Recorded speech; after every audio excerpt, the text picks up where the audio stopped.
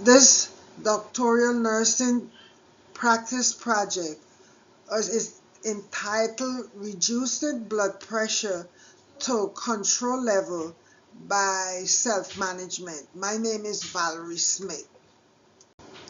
Committee members: Dr. Gordon West was my chair. The second reader, Dr. Jennifer Burnsworth, and community member Dr. Lillian Cortez. Background and significance. Hypertension is a severe medical problem that affects over 1.3 billion people worldwide. The CDC indicated that in the US, 160 million adults have hypertension, with more than 670,000 deaths as the primary or the contributing cause. 1 in 4 adults have high blood pressure under control, and about 37 million people have uncontrolled hypertension. The annual cost of health care for people with hypertension is $79 billion. Uncontrolled hypertension is a challenge for healthcare practitioners, with 1 in 2 adults having high blood pressure and more than 70% of hypertensive patients being uncontrolled. The purpose of the project is to assist patients in a systematic way of self-monitoring and education to bring uncontrolled hypertension to a place of control. Need assessment. There is a current gap in how patients are cared for with hypertension and the kind of information given to them to ensure adherence and self-management. Several studies show that when patients are engaged in self-monitoring of blood pressure, their blood pressure is reduced and there is a decrease in cardiovascular events. Review of literature. The literature reviewed explored the evidence proven by academic research on how persons with uncontrolled hypertension can reduce their blood pressure by self-monitoring, self-management, or home monitoring of their blood pressure. And 3 themes came out of the review of literature. 1, reduction of blood pressure. And there are 6 points. Hypertension is a chronic condition that needs self-monitoring. The new classification of hypertension gives healthcare workers a better understanding of how to treat and when to treat. Communication skills of healthcare providers are important to reduce blood pressure, and they can use interactive text messaging. Educating of younger and older persons has a different approach to help with the reduction of blood pressure. Second theme came out is self-monitoring of blood pressure, and it provides more information to healthcare providers so that they can care for patients better. And teaching the patient how to monitor or measure their blood pressure correctly is an important aspect of self-monitoring. Education about hypertension and lifestyle changes is another aspect to help with getting patients to understand how to self-monitor blood pressure. And barriers to lowering blood pressure is limited time spent with patient by healthcare provider, untrained healthcare workers, working with people with high blood pressure, difficulty accessing care, lack of understanding, and lack of blood pressure monitoring. The search history. Maryville University Library database was used, and the criteria for it was English language, peer review, and articles published between 2017 to 2024. Keywords that were used is hypertension, high blood pressure, self-management, self-monitoring, home-based monitoring, reduced blood pressure, decreased blood pressure, reading, lowering hypertension. We start with 298 articles, and we found that 16 was substantial. The theoretical frameworks were taken from Dorothy E. Owen's self-care theory. The theory uses concept of individual using self-directed actions to achieve the desired outcome. The theoretical framework assists in guiding how the process was carried out and the involvement of participants in the project. Having the participants learn how to care for self and how to do accurate blood pressure monitoring. And the theory talks about self-care prerequisite, which is knowledge and skills needed to maintain oneself and the environment. Self-care agency, knowing that individual can perform action that leads to an estimated decision making to the desired self-care behavior. And self-care demands, where the individual at this time participate in actions used to meet the regulatory treatment. Method and design. The project was held at a private primary care clinic in the northeast of New Jersey. Approval was sought from the owner of the clinic. Then the IRB gave approval to begin the process. Staff training began. Then advertisement for the project was done to recruit participants. We had registration of participants. The project lasted for 8 weeks, and participants returned on the 4th and the 8th week. Data collection started from December 2024 to April 2025.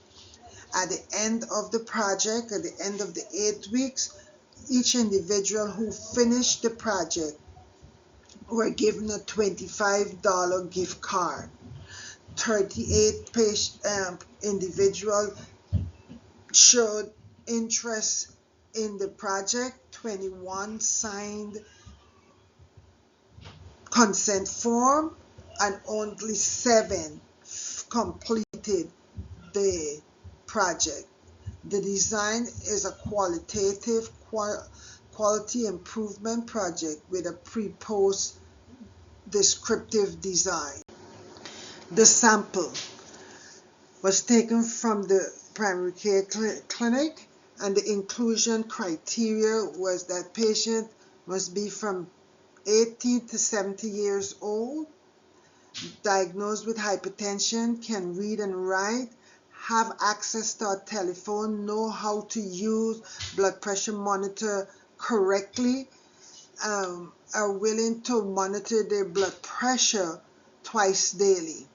Exclusion criteria: the persons cannot read and write, are unable to follow direction, are unable to do pre and post tests, decline to participate, are diagnosed with severe cardiovascular disease or liver disease or kidney disease, are pregnant or lactating, are treated for any form of cancer. Within the project, the age group was between 45 and 70. We had 2 males and 5 females. Education level were 1 bachelor, 1 master, 2 had some college education, 2 vocational training, 1 finished high school. The mean height was 66.2 inches. The mean weight 176 pounds. The mean BMI was 28.1. Data analysis. Because of the small sample, the descriptive statistics were used, and descriptive statistics are used to illustrate and integrate data. The project used the mean and the standard deviation. For the systolic at baseline, the mean systolic was 152.4. The standard deviation was 16.4. The mean diastolic at baseline was 93.6. The standard deviation was 5.6. At the 4th week, we find that the mean systolic was 138.1 and the standard deviation was 20.2.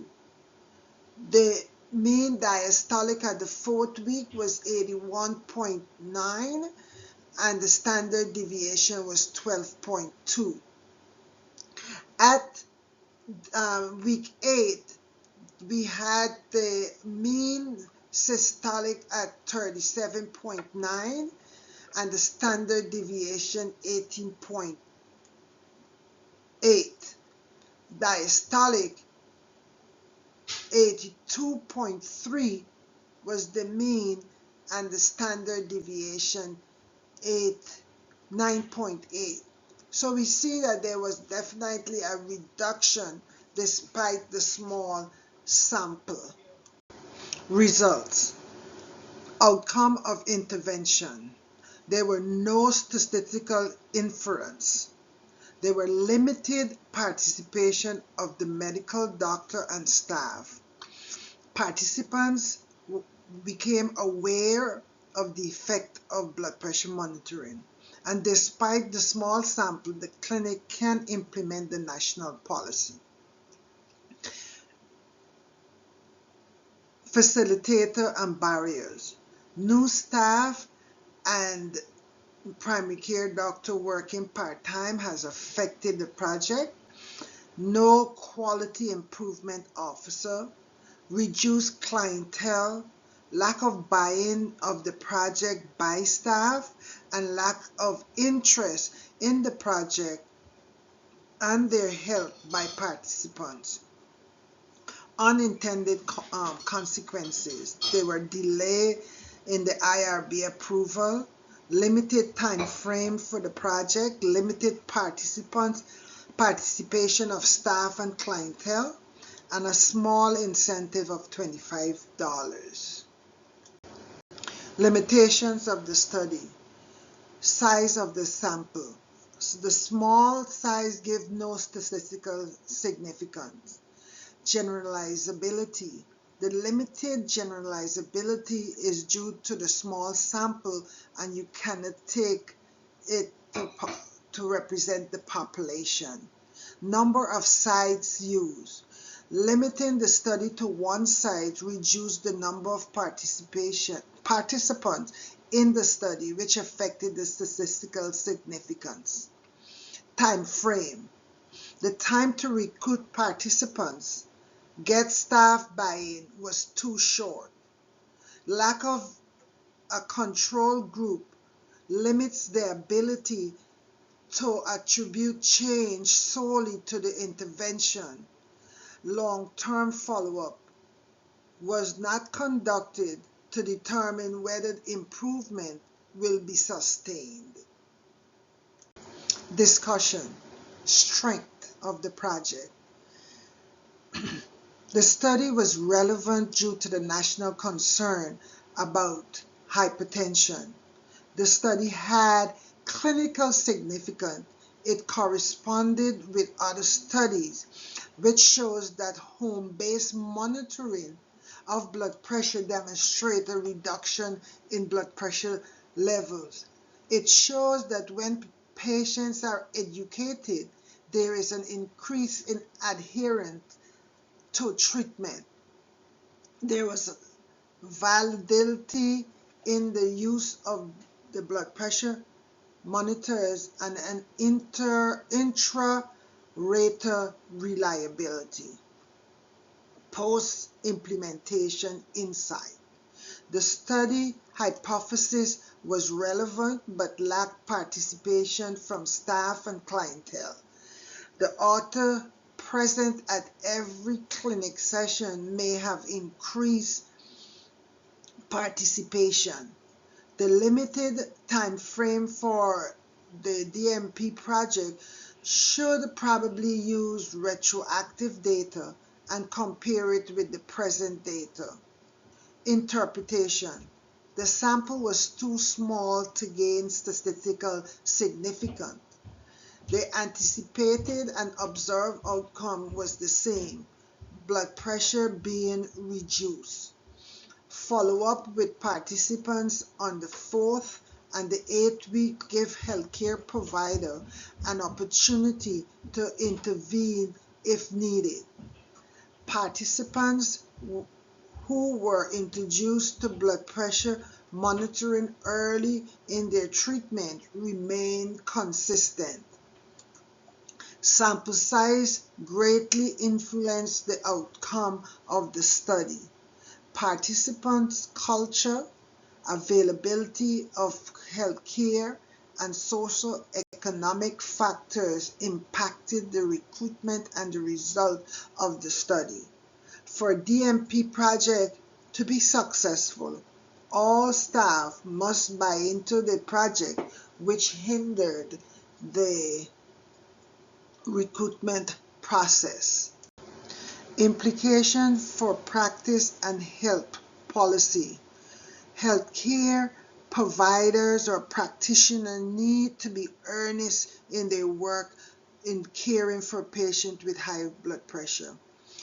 High blood pressure is considered a silent killer, and whereby healthcare providers need to be earnest in their care.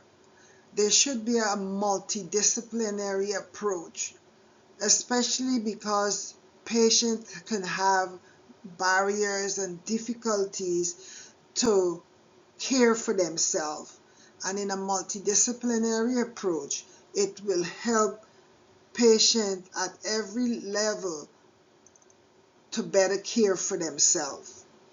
There should be more research to explore how to get people in a low socioeconomic environment interested in caring for themselves, and how self-monitoring of blood pressure can incorporate it in patient care. We found also that introducing early blood pressure monitoring in hypertensive care, whereby providing blood pressure monitors for these people, help in them being consistent in their care of hypertension. Recommendation and conclusion. Despite the small sample, the result shows clinical significance.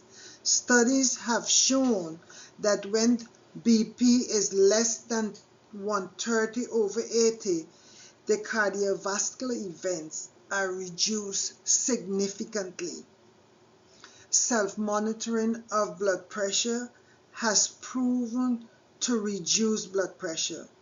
In monitoring blood pressure, persons with hypertension can be aware of their blood pressure levels and, if need be, seek medical attention. Healthcare practitioners will have more details about the patient's blood pressure, causing relevant intervention and quality outcome. Preventing complication. When blood pressure is less than 130/80, consistently, it will prevent complications, making patients healthier and less cost for care for patients, leading to a healthier nation. Acknowledgement. I want to take the time out to give acknowledgement to my Heavenly Father who have made this project a success. Dr. West, my chair, Dr. Snell, Dr. Sanhin Rich, Dr. Kuhn, Dr. Brunworth, Dr. Stura, my husband, my family, and my friends, all of whom has assisted in some way to make this project a success. The next 2 pages are my references. The second of the 2 references. Thank you very much for being a part of this journey and for listening.